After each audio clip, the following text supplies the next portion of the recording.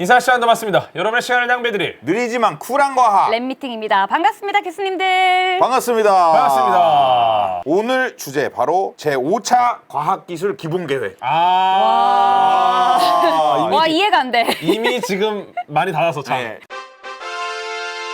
자, 이게 그 기본계획이 오늘 소개해드릴 게 제5차 과학기술 기본계획인데 네. 이게 1차, 2차, 3차, 4차가 있었다는 거죠. 네. 그렇죠.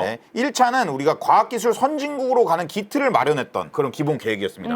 그래서 글로벌 신약 팩티브가 개발되기도 했고 네. 초음속 고등훈련기 T-50가 개발되기도 했습니다. 네. 그리고 2차 기본계획 때도 스마트 원자로가 개발되거나 국내 최초 이지스함이 진수 배치되는 등 이런 어떤 세계 시장을 선도하는 과학기술 기반을 구축하는 다음 3차 기본계획 같은 경우는 저희가 2017년까지 창조적 과학기술로 희망의 셋이 되려는 3차 계획 이렇게 나로호 발사했고 휴보가 다르파 로보틱스 챌린지에서 우승을 하는 이런 성과들을 거뒀죠. 네. 3차로 넘어가면서는 약간 우리가 생각하는 첨단 과학 쪽으로 넘어가네요. 네. 자, 그다음 4차가 국민의 삶의 질을 높이고 인류 사회 발전에 기여하는 거. 5G 세계 최초 상용화, 세계 최초 코로나19 유전자 지도 완성. 이렇게 진짜 우리 삶과 완전 밀접한 관련 있는 과학기술들이 개발되는 그런 5년이었다. 4차 과학기술 기본계획도 많은 성과가 있었습니다. 네. 예. 예를 들면은 R&D 투자가 양적으로 확대가 돼서 실제로 뭐 예산이 증가하거나 뭐 중소기업 R&D 예산, 정부 R&D 예산 이런 것들이 굉장히 많이 증가를 했어요. 굉장히 많은 걸 이뤘지만 여전히 여기서 개선할 지점들이 조금씩은 있겠죠. 4차 때 이제 기초연구 성과가 좀 한계가 있었다. 계속 항상 나오는 얘기죠. 늘 나오는 얘기네요. 네, 우리나라에서. 그리고 기간의 어떤 역량 성장에 좀 한계가 있었다. 그리고 중소기업 R&D에 어떤 정부 재원 의존율이 좀 증가했다. 이런 한계들이 있었습니다. 그렇군요. 그래서 이런 것들을 개선하기 위해 등장한 제5차 과학기술 기본계획. 두둥. 네. 두둥. 이게 정부가 5년간 이제 과학기술 정책을 어떻게 만들어갈지 그 계획을 발표하는 건데요.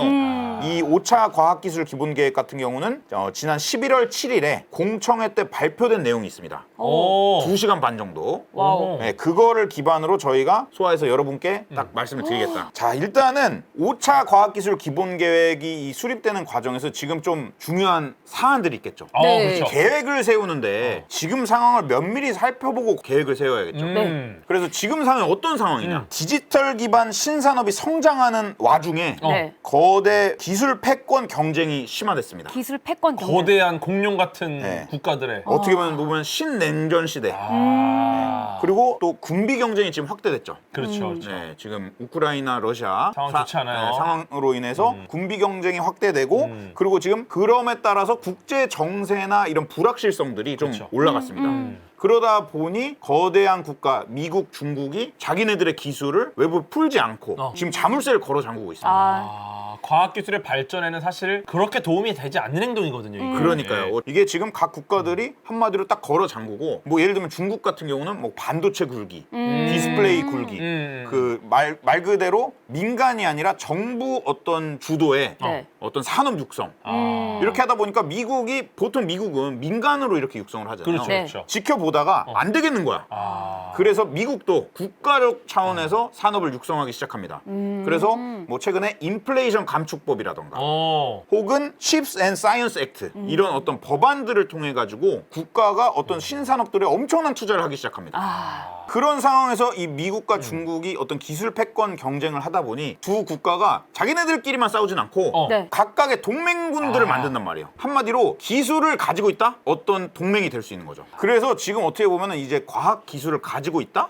이게 그냥 기술을 가지고 있다가 아니라 국가 안보랑 직결되는 거예요. 자, 그래서 지금 각 국가들이 이런 과학기술에 대한 계획들을 발표합니다. 미국 같은 경우는 이제 기술 패권에서 기술적으로 리더십을 유지하겠다. 그래서 투자를 확대하겠다. 네. 세계 리더잖아요. 지금. 네, 기술 면에서. 네. 그리고 중국 같은 경우도 자립성을 확대하고 내수를 확대하겠다. 우리 인구 많다. 안에서 돌리겠다. 네. 유럽은 사회 문제 해결, 탄소 중립. 약간 이런 느낌 있잖아요. 유럽. 약간 공공의 이익을 우선시하고. 일본 같은 경우는 이제 자립성을 키우거나 공급망을 대응하는 등의 어떤 전반적인 그 과학기술 기본 계획을 발표했죠. 그렇죠, 그렇죠. 그래서 우리나라도 이런 계획들을 잘 수립을 해가지고 실행을 해서 앞서 나가야겠죠. 자, 제 5차 과학기술 기본계획은 3 전략, 17 과제, 12 국가 전략기술. 전략 1, 연구 개발 질적으로 성장하자. 양적이 아니다 이거예요. 그리고 두 번째가 혁신 주체 역량 제고. 혁신 혁신 주체라고 주체는 하면은 뭐예요? 이제 혁신 주체가 한마디로 뭐 기업이라던가 정부 출연 연구소라던가 각 지역 사회라던가 여러 주체들이 있겠죠. 거기들의 역량을 다 한번 키워보자. 전략 3이 국가 현안들과 어떤 미래를 대응하기 위해서 이 과학 기술을 한번 사용해보자. 자, 그래서 전략 1 연구개발 질적 성장 먼저 보면요, 목표를 잡아야겠죠. 어떻게 질적으로 성장하겠냐. 예. 그러면은 우리가 상위 1% 논문, 한마디로 인용이 많이 되는 그 논문들, 상위 1% 논문을 좀 많이 만들겠다. 이 지표 자체는 되게 잘 잡은 것 같아요. 저게 올라가면 진짜 연구개발이 질적 성장이야. 성장한 거야. 그걸 나타내는 지표를 잘 잡았다는 얘기고, 근데 저거를 높이려면 엄청 많은 것들이 복합적으로 이루어져야 됩니다. 그러니까. 그러면 현재 저 어떤 퍼센트가 어느 정도인가 보면은 미국이 44%, 우리나라가 3.5%예요. 우리나라가 2009년에서 13년도에 2.7%에서 오르긴 올랐는데 지금 좀 약간 정체 상태예요. 그러니까 이게 올리기 힘든 지표인 거예요. 자, 그리고 세계 수준의 국가 전략기술 육성. 지금 우리나라 3개 있어요. 3개가 반도체 디스플레이 하나, 오. 2차 전지 하나, 네. 차세대 통신 하나. 이거는 진짜 우리나라가 좀 안 밀리는 영역들이잖아요. 그렇죠. 네. 딱 듣기에도 우리한테 좀 유명한 것들이죠. 우리가 네. 지금 잘하고 예. 있는 영역이잖아요. 그쵸. 이 3개를 8개로 늘리겠다. 8개로. 그러면은 이런 것들을 어떻게 보면 해내가는 데 있어서 실제로 어떻게 투자를 하고 지원을 하고 어떻게 질적 향상을 하겠는가를 얘기를 좀 드릴까 합니다. 자, 일단은 12대 국가 전략 기술을 선정했어요. 오. 지금 저기 보시면 뭐 반도체 디스플레이 2차 전지부터 해가지고 인공지능, 네. 우리나라뿐만 아니라 세계에 있어서 되게 중요한 기술들을 선정했어요. 그래서 이것들에 5년간 25조 원을 투자한다고 합니다. 와우. 그래서 국가 전략 기술 집중적으로 육성해서 미래 성장과 어떤 기술 주권을 확보하는 네. 그런 작업들을 한다고 합니다. 미래 인류에게 중요한 기술들에게 충분한 돈을 투자하겠다. 네. 그리고 이 12개의 또 세부 분야들이 있습니다. 이렇게 우와. 세부로 구분해서 네. 세세하게 보겠다는 겁니다. 지금. 맞습니다. 예. 그래서 이 분야별로 선택과 집중을 해서 목표를 설정한 다음에 주기적으로 기술 분석을 해서 관리를 하겠다. 네. 그래서 이런 것들을 하는데 그냥 하는 게 아니라 이제 R&D에서 네. 민간 참여를 확대하고 그리고 어떤 우리가 미래 유망 기술에 대해서는 표준 특허들을 확보하는 작업들, 한마디로 국가 핵심 특허를 확보하는 작업들도 같이 해나간다고 합니다. 그렇죠. 네. 그런 것 중에 또 대표적인 영역이 양자 컴퓨터 같은 영역이 있겠죠. 양자 그렇죠. 컴퓨터. 네, 다음 장 주시면요. 지금 물론 이제 기술적으로 앞서가는 국가나 어떤 그룹들은 있는 상황입니다. 네. 다만 지금 양자 컴퓨터가 상용화되지는 않았기 때문에 딱 이렇게 누군가 차지했다고 볼 수는 없겠죠. 뭔지도 모르는 사람이 태반이에요. 네. 그러니까요. 그럴 지금 것 같아요. 비어있는 영역이죠. 예. 근데 확실한 거는 그 영역의 어떤 투자와 그리고 인재들이 많아져야 그 영역을 잡을 수 있다. 그러니까. 네. 네. 그래서 이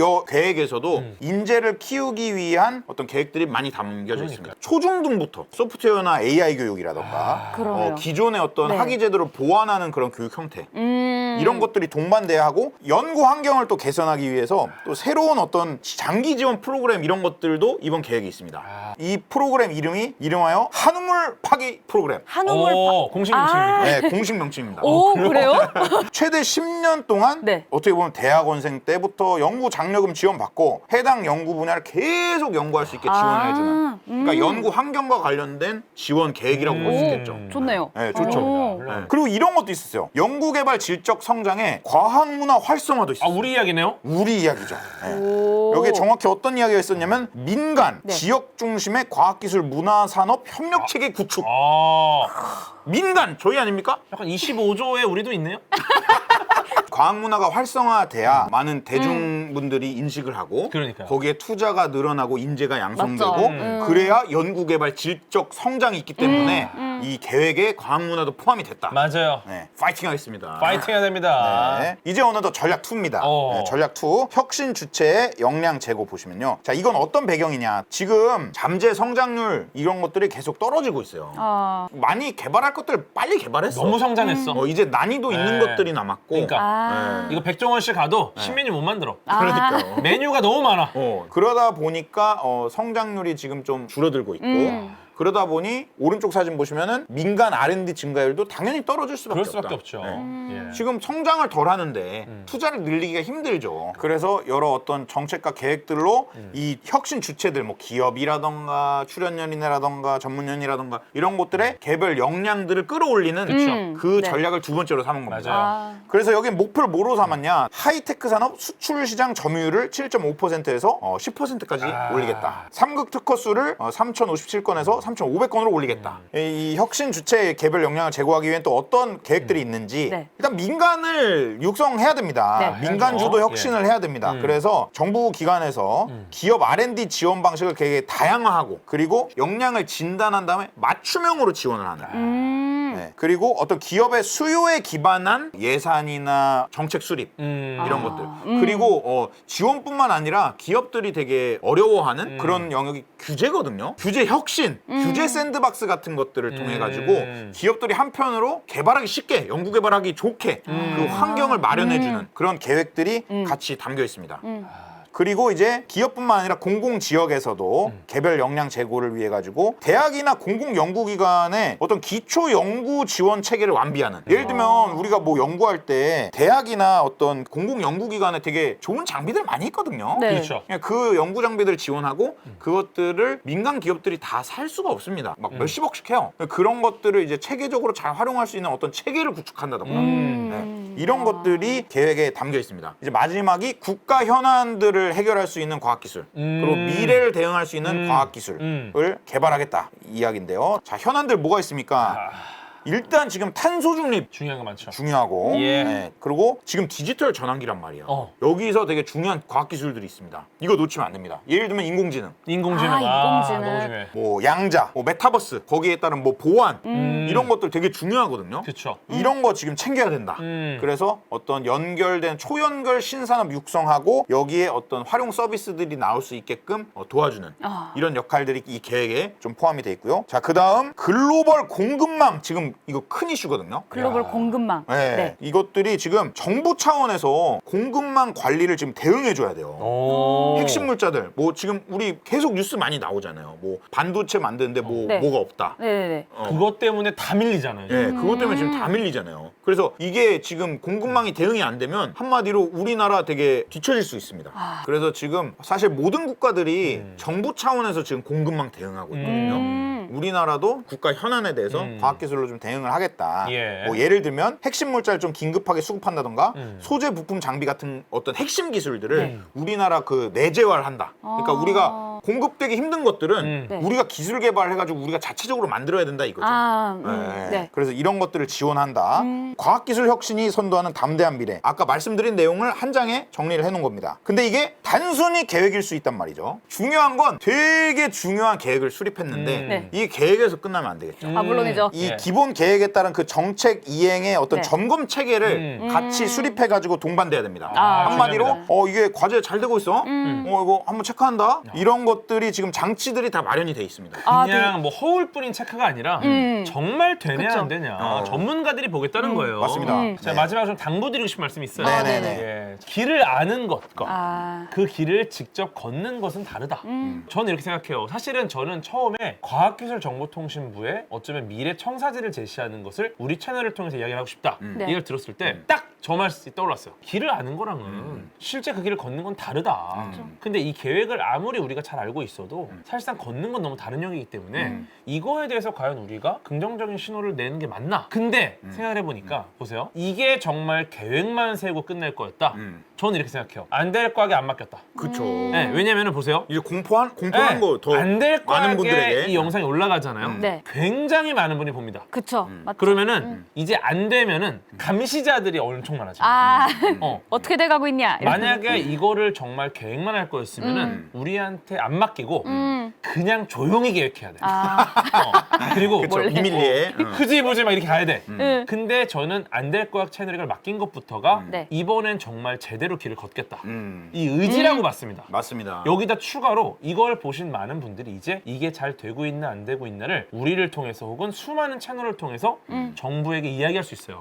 이 계획이 잘 진행될 수 있도록 정부뿐만 아니라 뭐 여러분들도 우리들도. 연구소에 네. 계신 분들, 학계에 계신 분들, 수많은 분들 그리고 우리들도 네. 끝까지 응원하면서 한번 지켜보겠습니다. 인사할 시간도 맞습니다. 여러분의 시간을 낭비해드릴 느리지만 쿨한 과학. 랩미팅이었습니다. 감사합니다, 교수님들. 감사합니다. 감사합니다.